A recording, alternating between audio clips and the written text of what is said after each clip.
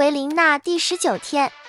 首当其冲的是 iOS 畅销榜，小绝国服今天下午7点成功回到总榜，台服游戏榜遗憾飞榜，日服回升到142，美服角色榜58，韩服回升到137。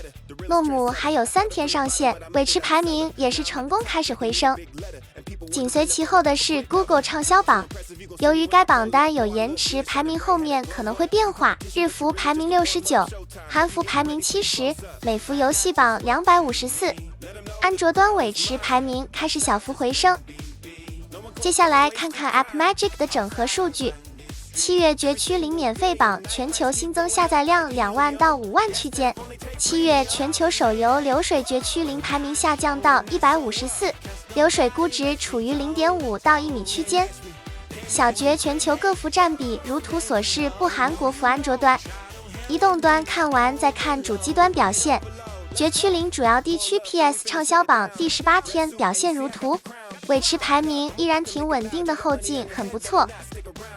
近几天排名变化如图所示， Xbox 免费游戏排名上升到60，主机端看完再看国服 PC 端。绝区0拯救者火爆榜昨日日活上升至 19.2 万。在之后我们看国际服 PC 端 Steam 全球畅销榜，绝区0排名上升到248， Steam 峰值同时在线人数下降到 0.81 万。迄今为止流水估值上限上升到 150.0 万美元。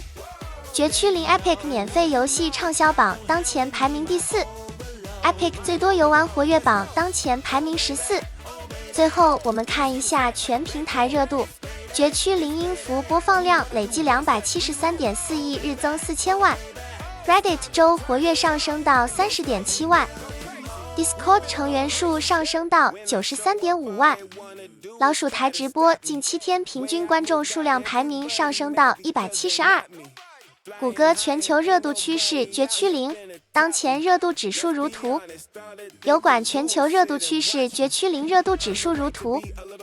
以上就是今日数据总结，最后惯例特别感谢以上观众老爷的充电赞助，你们的支持就是我持续更新的最大动力。